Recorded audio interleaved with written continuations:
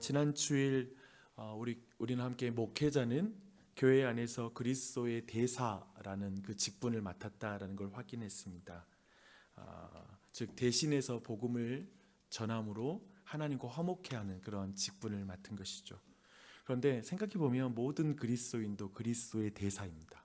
그래서 세상 속에서 복음을 전함으로 이 세상에 사람들이 하나님과 화목할 수 있도록 하는 직분을 사실 우리 모두가 맡았습니다. 오늘 말씀이 여기와 관련이 있습니다. 그리스도인은 어떻게 그리스도의 대사가 되어서 빛과 소금의 역할을 감당할 수 있을까라는 이 질문을 함께 풀어가면 좋을 것 같습니다. 근데 사실 지난 주일날 그리스도의 대사의 직분을 가는 목회자와 동일한 패턴의 말씀이 오늘 말씀에 이어지는 걸 보게 됩니다.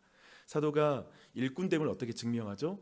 어려운 환경 가운데에서 복음적 그런 원리로 극복하잖아요. 그와 동일합니다. 하나님은 우리 모두가 자신이 있는 자리, 우리의 있는 자리와 위치를 바꿔서 하나님이 드러내는 게 아니라 우리가 있는 그 자리에서 환경을 바꾸지 않고 그저 그 환경 속에서 우리가 그 처한 상황 가운데 우리가 하나님을 드러낼 수 있도록, 우리가 누구인지를 드러낼 수 있도록 그렇게 인도하십니다. 그것입니다. 그래서 오늘 말씀 9절 말씀 함께 먼저 읽어볼게요. 함께 읽겠습니다. 종들은 자기 성전에게 범사에 순종하여 기쁘게 하고 거슬러 말하지 말며 라고 말합니다. 그러니까 종들을 주인이 되게 만들어서 그리스도인이 되면 갑자기 사회적 신분을 완전히 바꾸어서 하나님의 뜻이 드러난다? 그게 아니라는 것이죠. 그냥 종들에게 말합니다. 당시 노예제도 하에 있었던 종들을 말하는 것입니다. 복음은 있잖아요. 근본적으로 여러분 기독교에 대해서 여러분 오해하지 말아야 될 건 복음은 사회 질서를 무시하기보다 그 제도 안에서 존재의 태도를 통해서 그를 증명하도록 하나님이 인도하십니다. 그런 방식으로 접근해요. 사실 이것 때문에 기독교를 기득권의 종교다라고 말하기도 합니다. 자꾸 그 제도 자체를 존중하는 것 같으니까. 그래서 오늘날에 막 시비 거는 경우에는 사도 바울이 이 노예 제도를 인정하네요. 어떻게 이럴 수 있죠? 라는 이런 질문을 하기도 합니다. 근데 그게 아니에요. 사실은 여러분이 아는 것처럼 지금 노예에게만 이런 말을 하는 게 아니라 당시 주인에게는 일반적으로 통용되는 많은 것들을 거부하고 너희가 주인으로서 종에게 형제처럼 대하라. 심지어 믿는 어떤 종들을 이렇게 대할 정도로 완전히 그 위치에서의 모든 가치를 전복시키는 방식으로 일하고 있습니다. 결국 로마를 이걸로 전복시키죠. 그렇죠? 사회를 바꾼다라는 건 하나님의 방식이 독특합니다. 그래서 오늘 이제 9절 말씀 보면서 이제 10절 말씀 한번 좀 더 볼게요. 10절을 함께 읽겠습니다. 훔치지 말고 오히려 모든 참된 지식을 나타내게 하라. 이는 범사에 우리 구주 하나님의 교훈을 빛나게 하려 합니다. 네. 그 앞에 보면 상전들에게 범사에 순종하여 기쁘게 하고 거슬러 말하지 말며에 이어지는 10절입니다. 먼저 자기 주인 곧 상전, 우리에게는 어떤 우리의 윗사람이라고 말할 수 있습니다. 그들에게 복종하라 라고 이렇게 말하고 있습니다. 근데 무엇보다 그 또한 더하는 것은 뭐라면 그냥 복종하는데 모든 일에 기쁘게 해라 라고 말해요. 단순히 복종이 아닌 적극적인 순종의 표시, 그런 방식으로 그 자리에 서라 라고 말합니다. 저는 이것을 이렇게 생각해 봤습니다. 표정을 바꿔라. 기쁘게 하라는 표현 자체가 우리 일을 시켜도 되게 기쁘게 하는 거, 그래서 참 이 어떤 윗사람이 볼 때에도 그런 마음이 느껴지는 태도로 하라라고 말하는 것 같습니다. 그러니까 인상을 팍팍 쓰고 자기도 불편하고 막 모두를 불편하게 하는 그런 느낌은 아닌 거죠. 최소한. 또한 거슬러 말대답하지 말아라 라고 말합니다. 저는 이렇게 생각해요. 앞에는 표정이라면 두 번째는 우리 입술과 관련된 명령을 주고 있는 것 같습니다. 굉장히 그 반항적이며 적대적인 느낌이 드는 그 위치에 서게 될 때도 있는 것 같아요. 우리 안에 때로는. 그래서 우리 그냥 말부터가 그렇기도 하고 적대적인 게 느껴질 정도의 그런 거슬러서 말하는 태도들을 갖추는 경우가 있는데 그러지 말아라 라고 이렇게 지금 말씀하고 있습니다.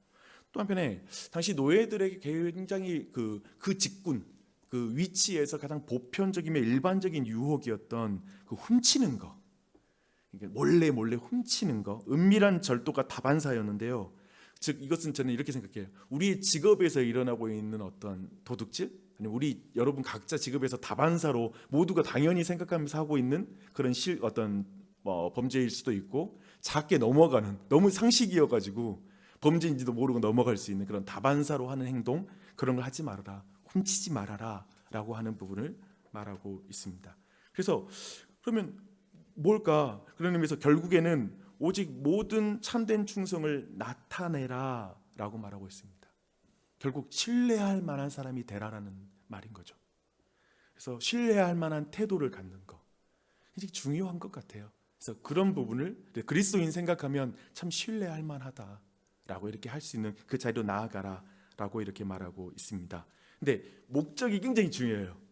목적이 뭐냐면, 그래서 뭘 목적으로 하냐면 지난 주일과 동일해요. 뭐냐면 그래야 그들은 모든 면에서 우리 구주 하나님의 가르침을 빛나게 할 수 있다라는 것이죠.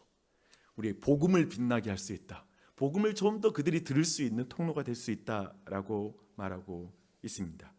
그래서 이런 과정, 방금 전에 이제 몇 가지를 소개했잖아요.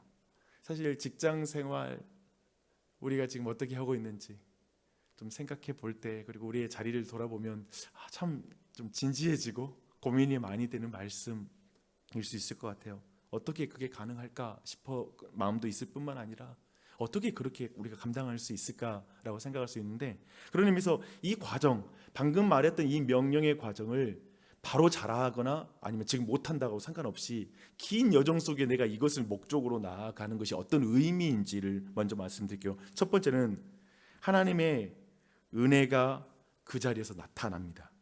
하나님의 은혜가 반드시 이 말씀에 순종할 때 나타납니다. 그 내용을 함께 볼게요. 11절, 모든 사람에게 구원을 주시는 하나님의 은혜가 나타나, 분명히 하나님의 은혜가 나타납니다. 여러분, 은혜란 자격 없는 자에게 베푸는 하나님의 호의죠. 여러분 모두 그 은혜를 받으셨습니까? 아멘. 우리 모두 그 은혜 받았어요. 우리는 이 은혜를 생각해보면 우리는 이런 생각이 있는 것 같아요. 성경 공부 시간에, 그리고 주일날 예배 때, 지금 아침 기도회 때 이 은혜를 받으려고 해요. 정말 내가 받을 자격도 없는데 하나님 베푸신 그 호의를 받고 싶어 합니다. 그런데 종과 주인의 관계에서 내가 그리스도의 대사가 되려고 할 때 그곳에 은혜가 나타납니다. 우리는 여기에서만 은혜를 받는 게 아니라 하나님의 말씀에 순종하려고 몸부치는 그의 백성들에게 하나님의 은혜를 베푸신다는 걸 잊지 마세요. 그 은혜가 나타나요. 근데 여기가 독특한 표현이에요. 여기에 에피파네이아라는 헬라어를 써요. 근데 이 헬라어가 뭐냐면 예수님이 이 땅에 하나님의 말씀이 육체가 되어 이제 이 땅에 나타나시는 거 있잖아요. 그때 쓰는 표현이에요. 그러니까 우리는 늘 생각해요. 우리는 하나님, 오늘 하나님 계시해 주셔서 하나님의 뜻을 더 깨닫게 해주세요, 은혜를 더 많이 알게 해주세요, 이렇게 말하잖아요. 그래서 그렇게 하나님의 은혜를 알려고 하는데, 사실은 우리가 그 말씀에 순종하려고 이 구체적인 관계, 내 직장 아니면 내 일터에서 그걸 살아내려고 할 때 거기에서 말씀이 성육신이 되는 거예요. 말씀이 우리 안에 실제가 돼버린다는 거예요. 그러니까 어떤 의미에서 오늘날 설교를 들어도 모르겠고 하는 마음은, 우리가 말씀의 자리, 그냥 내 고통스러운 관계 자리에서 정말 하나님의 말씀을 지키려고 하는 그 순종이 없다 보니까 도리어 계속 듣기만 하고 실제가 되지 않는 상황이 있는 것 같아요. 그래서 그 지점을 여기서 말하고 있습니다. 여러분, 이 은혜가 여러분 모두에게 넘치길 바랍니다. 오늘도 하나님의 은혜가 나타납니다. 아멘, 아멘. 그리고 두 번째, 하나님은 이 과정을 통해 우리를 훈련시키신다는 걸 기억해야 됩니다. 훈련시키신다는 거. 그런 의미에서 그 다음 절 12절, 우리를 양육하시되 경건하지 않은 것과 이 세상 정욕을 다 버리고 신중함과 의로움과 경건함으로 이 세상에 살고라고 이렇게 말씀하고 있습니다. 여러분, 하나님의 은혜가 나타나고 또 그 은혜가 있잖아요. 우리를 양육시켜요. 우리를 하나님의 사람으로 성장시켜요. 이걸 믿으십시오. 우리는 그 은혜라는 것을 생각할 때 늘 이 죄인과 연결시키잖아요. 이 죄인을 용서하신 은혜, 죄 사함과 은혜를 연결시키는 게 우리에게 익숙한 은혜에 대한 개념인데, 은혜는 우리를 훈련시켜요. 은혜는 우리로 하여금 하나님의 자녀가 되게 할 뿐만 아니라 하나님의 자녀답게 만드는 능력이에요. 그래서 우리 오늘도 은혜를 받아야 되죠. 그래서 끊임없이 이 은혜로 말미암아 우리를 교정하고 우리를 가르치시는 양육이 일어난다는 거예요. 그래서 오늘도 그 은혜가 나타날 줄 믿습니다. 그래서 인간관계에서 사실상 세 가지 방향의 훈련이 있다고 오늘 말씀 말하고 있습니다. 그래서 뭐냐면 첫 번째, 신중함입니다. 신중함. 이것은 나와 관련된 거예요. 자기 절제예요. 그러니까 내 자신을 절제시키는 신중함의 훈련이 일어나요. 두 번째, 의로움이에요. 이건 이웃과 관련해서, 다른 사람과 관련해서 바른 삶을 살아가게 하는 훈련, 이 훈련의 은혜가 있는 거죠. 세 번째는 뭐냐면 경건함이에요.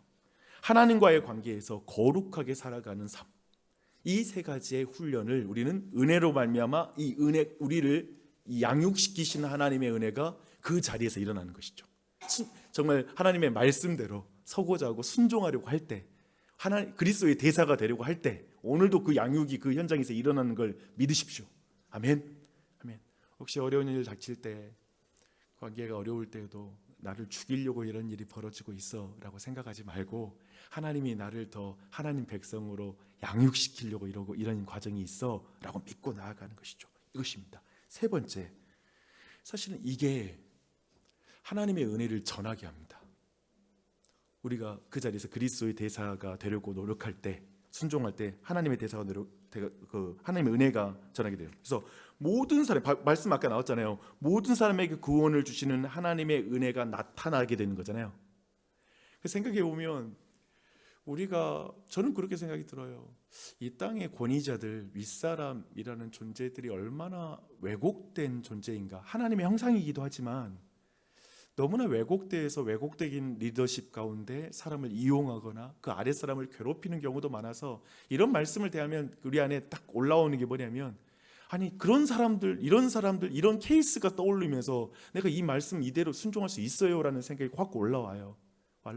되게 쉽게 말하면 우리의 윗사람이라는 존재는 뭔가 죄 가운데 결핍되고 불완전한 존재라는 건 확실한 것 같아요. 아무리 탁월해도 불완전한 죄인이라는 걸 우리는 인정 안 할 수가 없어요. 그런데 우리가 이 말씀대로 순종할 때 그 사람들은 사실상 자격이 없는데 우리에게 호의를 받는 거예요. 그러니까 그리스도인들이 사회 곳곳에서 사실상 받을 자격이 없는 리더십들에게 호의를 베푸는 자가 되는 거지.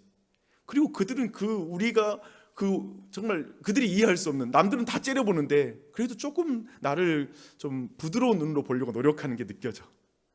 그리고 참 사람들은 다 내 본심은 못 알아주고 어떤 모습을 오해하는데 그래도 나한테 한마디 물어봐줘.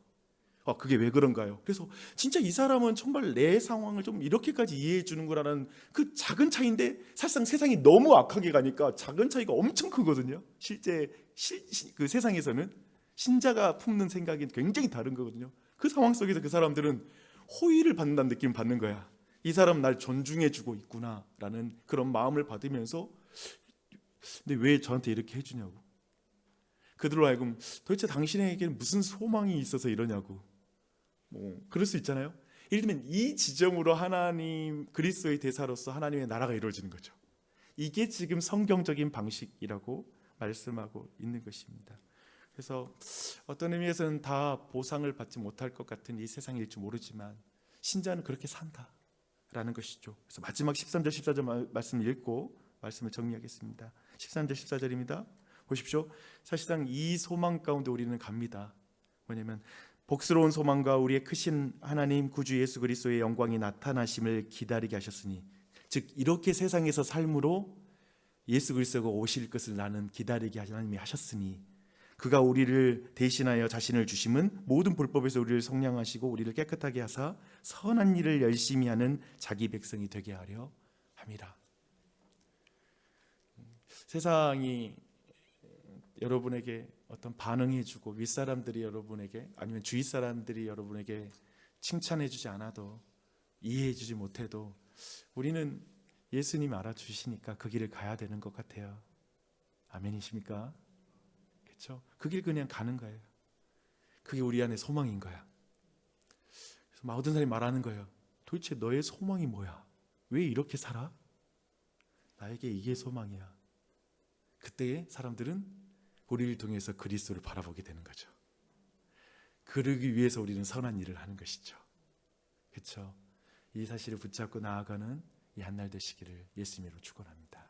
기도하시겠습니다.